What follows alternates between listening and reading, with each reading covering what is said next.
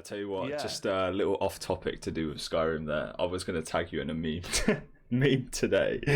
I'm going to throw it up on the screen now so people can see it. It's like me coming into Skyrim playing for the 47th time, trying a different build, and then it was Thanos or something just coming back, and it was like stealth archer, and it was like, Yes, you I've seen that. I've seen that. What's up, everybody? Welcome to the channel. This is the Game Bros, and you have joined us for our Let's Talk series. This is basically where we're going to be talking about any of the hot topics within the gaming community. We're just going to come here, Josh and I, and we'll pick out a couple of topics, and then we'll just have a little chat about them. So, thank you so much for coming. And Josh, did you want to start off with the first topic? Yeah. So as Rhys said, welcome back to the channel, guys. So been doing a little bit of digging, and did you know that Skyrim is getting a next-gen upgrade exactly 10 years after its original release? Mate, How crazy is that? what? Yeah. So basically, the Skyrim that we know and love is getting a revamp. So nearly a decade after its original release, Bethesda have come out and basically announced an update coming to the acclaimed Skyrim. So on November 11th, that's exactly 10 years after the original launch date. I wonder The game is getting a free next gen upgrade that will be available to all owners of the Skyrim Special Edition. Wow. See, I wonder if that's actually going to be is it purely just for game consoles, or is it PC as well? It states across the board. It literally states that the version that includes everything from the Special Edition. There are free pieces of Creation Club content and over 500 pieces of unique content from the Creation Club. That includes quests, weapons, and more. And if you already own the Special Edition or play the game on Xbox Game Pass, then Bethesda will actually let you purchase an upgraded Anniversary Edition, but hasn't quite detailed the price for it yet. Otherwise, It's a completely free upgrade. So I wonder if that's just going to be like the exact same game, or whether it's just going to be, additional things added to it as well. I can imagine from what I've seen, it's a complete revamp of it. I don't think it's going to be like completely new, like in terms of content, but I can imagine that a lot of like the original like skins and details of the game are going to be remastered as well. But that's really exciting news. I mean, Skyrim certainly for me is a game that I've always enjoyed. Yeah, for sure. I tell you what, just a little off topic to do with Skyrim there. I was going to tag you in a meme meme today. I'm going to throw it up on the screen now so people can see it. It's like me coming into Skyrim playing for the 47th time, trying a different build, and then it was Thanos or something just coming back, and it was like stealth archer, and it was like, yes, I've seen that. I've literally seen that meme. It's so good. So I was like, good. Okay, no, but that's honestly, it sounds so cool. I think Skyrim's definitely something that's always done very, very well for Bethesda, and obviously it's something that they've tried to push down a lot of people's throats, arguably, over and over again. So maybe this is like their final impact for it. I think as well, like, because obviously you've got Elder Scrolls Online, right? But there's just something about the Skyrim experience that people just love, whether it's stealth archering every animal in the game, or picking on a troll knowing that you're going to get yeeted about 1,000 miles across the land. But I just think, for me personally, every time I go back to Skyrim, even though I know what's going to happen, I know the storyline, most of the side quests, every experience just feels different for some reason. Yeah. And I think that's just something authentic that you don't get from an online version of that, because I don't know if you've ever tried playing ESO. I know I have, but I don't think you have. Yeah. It's hard to get immersed when you've got someone like dabbing in front of you from the emote section of some guys just teabagging across the screen. Yeah. It's tough. But no, to be fair, I think that's exciting news for anyone that's on the bandwagon. Definitely. Skyrim. I remember I've literally just followed one of the artists who created Skyrim on Instagram, and the ogres. Is it the ogres or the troll? Yeah, I think it's the ogres in there. Yeah. He actually made the ogre design from his own dad. Literally, like there's some. I'll find it again and I'll put it up on the screen. But like literally, it's like identical. His dad has got like the hugest nose. But I thought that was really cool, to be fair. So worth a follow on Instagram. So yeah, I mean that was literally just skimming over just some of the topics this morning, and that's one that it really jumped out to me because I mean ever since I can remember playing Morrowind like all those years back, and then Oblivion, and eventually getting into Skyrim, I remember losing infinite hours to that game. So that's a really, really awesome addition to anyone that still plays it or wants to go back to it. Right, so anyway, basically what I found when looking through these topics was something pretty much down my street, 100% all love for Dark Souls. And this is a fan-made, it's like a remake / sequel for the original game using the Dark Souls Remastered texture pack. So if I just play this, it's not good. If I just play this, it's a short trailer. So wait, this is based off the original Dark Souls, right? Yeah.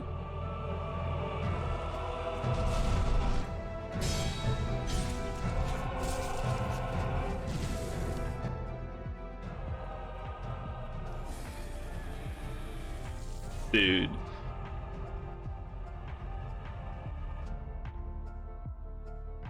That's a bit nuts. So this is completely community made then? 100%. That is 100% fan made. That's insane. So wait, what's that a crossover for then? Sorry, because I'm not. I mean, just to give some context, you're the main like Dark Souls guy, right? I mean, I played them, but I've not like got a full insight. Yeah. So I think pretty much it's just been a bunch of people. I can't see too much in what I've found. I've only just seen the article and the trailer that's come with it. But it's basically just saying it's a group of people that have just decided, obviously, like myself, probably got a huge passion for Dark Souls. And they've come up using their own original story combined with Dark Souls Remastered and the likes of Sekiro. Pretty cool.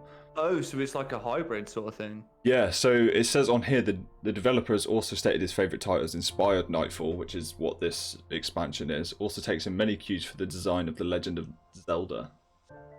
Wow, okay. So, honestly, I'm going to assume this is because it's a community mod, it's only going to be like PC downloadable, it's not across the board, yeah. I assume so, and it's due to release December 21st. That is 1 month before Elden Ring.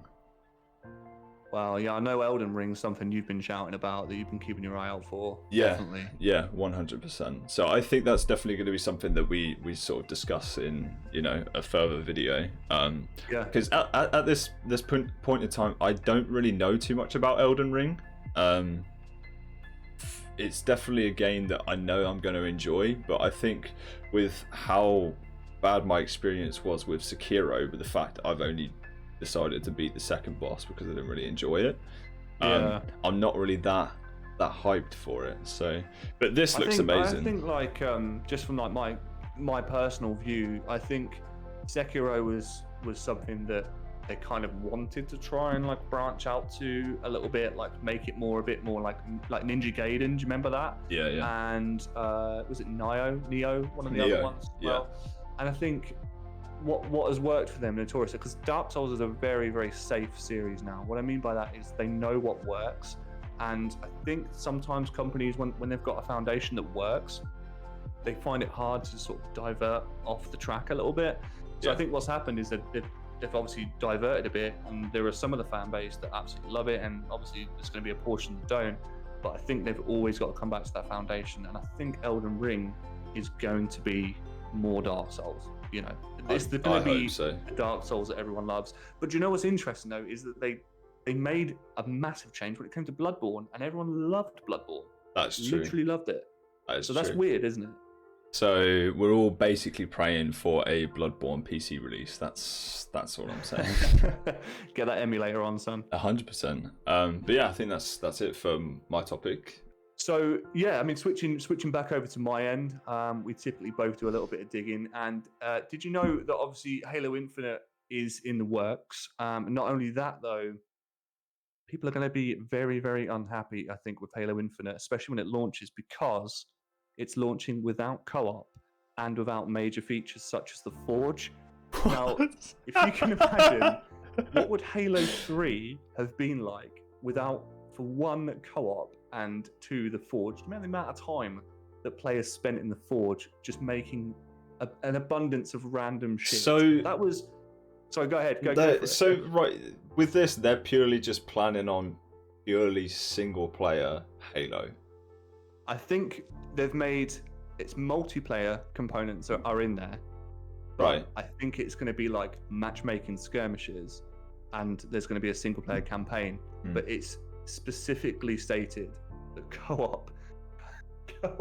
It's like do you know what? It's like having Dark Souls, right? But every time you die, you progress further forward. Right? It just doesn't make sense. Why would? So basically, the main statement is that 343 Industries confirms that the upcoming Halo Infinite will be missing campaign co-op and other important features at launch. Now, Halo Infinite was originally meant to be a launch title for the Xbox Series X, but those plans were delayed and the game's release date was pushed back by an entire year. A specific Halo Infinite release date still has yet to even be announced by 343 or by Microsoft, but the developers are committed at making sure it launches this holiday season. So we'll see if that happens. Wow. Unfortunately, though, this does mean that the game will be launching without some fan favorite features. Now, 343 recently released a new development update video on Halo Infinite, confirming that the game will be launching without campaign co-op or the Forge. This will allow the developers to focus on getting the single player and multiplayer components done in time. One, they just slap a early access in beta title on it. Yeah. Now, obviously, there's going to be a bit of a split opinion here. So some fans will be happy to know that it's coming out, and others will be very, very disappointed about the lack of co-op features as well.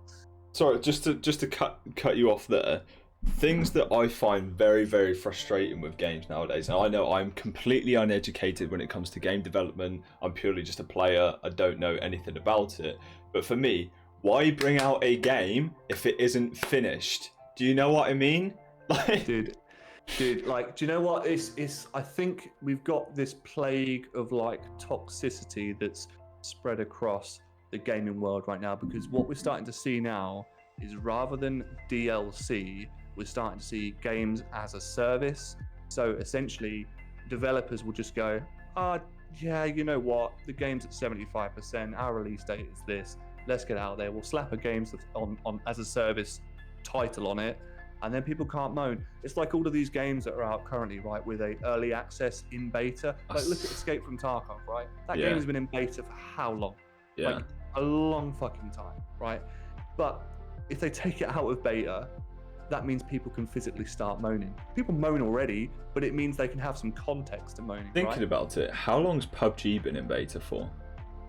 Is that still early access? I'm pretty sure it is. It's like Ark as well. Ark's the same. Not that I ever play it. It's just glorified Minecraft. But I mean, I don't know. It just baffles me. Like, the thing is, surely these companies, like, I know 343, I've not had an awful lot to do with Halo since Halo 3. Since the last decent Halo for me that I played was actually ODST, and that was even just a spin-off, you know. So, but what baffles me is, imagine a game like Borderlands 2 and 3. Imagine if they launched that game without co-op. What would be the point? No one's playing it. I mean, campaign co-op is not the whole foundation of Halo. I get that. There's a massive multiplayer aspect, and I get they're trying to meet deadlines and trying to keep people happy. But you're given and taken, because what people want is a full game. They want the game. You've already delayed it, but people just want the game. So to drop it in there without the Forge, dude, there was a dedicated community, and there still is hundreds of communities that surround themselves on just community map building, spending time in the Forge, just with their friends. That's like their safe space. That's what they enjoy. So it's really sad to see that's the case, really. When that popped up to me this morning, I thought, wow, okay, that's a bit of a shocker, really. It's just obscene how, like you said, the company process has changed a little bit from being DLC inclined to now providing a service. Like the games and stuff like we've been playing lately, like WoW and Final Fantasy, you think they're the games that maybe previously it would have just been like you buy the bulk game and you buy add-ons for it, whereas now, like you said, it's you either buy Shadowlands or have the original game, but then you're buying for a membership. Well, this is what I mean. Like you're in for, at the very least, you're in for purchasing the game. And you've got a free trial, but we both know that you're massively limited. I know we're going off topic here, but you're massively limited on what you actually get with that free trial. And then really, you're in for a subscription, but to stay up to date, you're then into an expansion as well. And on top of that, they also have a cash shop. So it's like, how much can you milk that cow before it dies? You know, it's insane. And this is why you're seeing a lot of the player base from these big, I know, again, I keep saying it, we're off topic, but these big MMOs, the player base is dropping. I watched a video that Osmond Gold was watching this morning, and the player base is halved. Literally, in the space of 6 to 7 months, the player base of WoW is halved. Characters created halved, just because it's all the same shit, and it happens all the time. 100%. Okay, so, just my second and my final topic that I've found, as you can see on the screen, this is from GameSpot.com. This is what I've just searched for a few things on. So this is a fan-made Simpsons hit and run demo he created in just 1 week. 1 week. What? But then, not only was it taken him that short amount of time, published it, and it was taken down for copyright issues. Absolute nightmare. Okay, that's unbelievable. So I've not looked into this one as much as I had with the previous one, but from the looks of it, all he'd done is he'd been in contact with someone who had previous access to the map of Simpsons Hit and Run, so he didn't have to have a full team of 100-odd people to create a map. Otherwise, that would have took him so much longer. So he got access to the map, put it into some sort of development system, and then from there was just able to create it. And it's literally, he put it with like HD, with ray tracing, everything. The game looks phenomenal. That's incredible. Just for them to take it down straight away. You'd be so gutted, wouldn't you? You really would. But this is what I mean, like, dude, Simpsons Hit and Run was like childhood, like ecstasy. That was such a good game. Like, I would love to see an Unreal Engine 5 Simpsons Hit and Run. I just would love to see it. Good, mate. If not, then I say that's one thing that we practice and we put in the works for the future. I love that. I absolutely love that. But yeah, in all seriousness, a little bit off topic with things like this. If we're talking about, obviously, this guy has purely gone and made the exact same game without trying to do the same but a little bit different, like how all of the Dark Souls games are now Souls-like games and things like that. See, with a company, it says the Simpsons exist under Disney, which is over a $71.3 billion company that says on here. Like, why won't they just... I don't understand why companies that are that huge and they know that whatever this person's made in his free time is literally not going to obtain any revenue. He's just decided to think, fuck it, I think I can make this within a week. I just don't see why companies target these small, very smart individuals to just not have any creative or look at any imagination. Do you know what I mean? Yeah. It's just a bit bizarre. So I think sometimes they worry about people defacing the brand and the company, because you got to think, like, when the company is that big, it's all about saving face rather than just avoiding people making revenue. So it's almost like, well, hang on a minute, if we're not going to do this, then we're sure as shit that guy over there is not going to do this either. It's making us look bad. Like, this is what people apparently want, so why should someone else give it to them? So people are just protected with their children, right? At the end of the day, well, that sounds stupid, but that's kind of what it is. But I think for something like that, I do see your point of view, because the guy's just put a little bit of his own time, his own effort into it. People obviously want it. It's funny. It's always been a meme that how good Simpsons Hit and Run was. So why not? Some games are just completely out of their generation, though, weren't they? Yeah, but do you know what's crazy is, like, stuff like that happens, right? But if you look on, like, I don't know, the App Store or Android app or whatever it is, like you see how many like clones there are of like Fortnite, all like PUBG, all those different games, and yet they're still out there and they're monetized. Some of them you have to pay to download. So it's a weird subject, that. Very weird. But dude, that's interesting. I would love to see that. Like I said, if someone made that in Unreal Engine 5, because I've been watching a lot of videos actually of the Unreal Engine after you mentioned you'd seen it. It's amazing, and, right? Dude, like some guy actually recreated Rust, the map Rust on Modern Warfare 2, and made it in Unreal Engine 5, dude, and made like shooting mechanics, downloaded guns, textures, everything into it, and it looked insane. Like it looked so good. Yeah, so it'd be cool to see that. But I think that's going to be it from us, isn't that, dude? Yeah. But, so that's all. I mean, guys, like we said at the start of this video, this is a new video series we are making. So if you've made it to the end of this video, please stick around for more. We would massively appreciate it if you like the video, subscribe if you're brand new. And what we'll do here for you is keep you up to date on all the latest gaming topics, different gaming reviews, and just generally it's a place where the community can come to discuss. So from me, I've been Josh. And for me, I've been Rhys. But honestly, guys, if you have any recommendations, and we don't just mean things for us to cover in this sort of video, if you have anything you want us to produce video-wise, please drop it in the comments. Don't forget to drop a like and subscribe to the channel. Thank you so much for watching. Peace.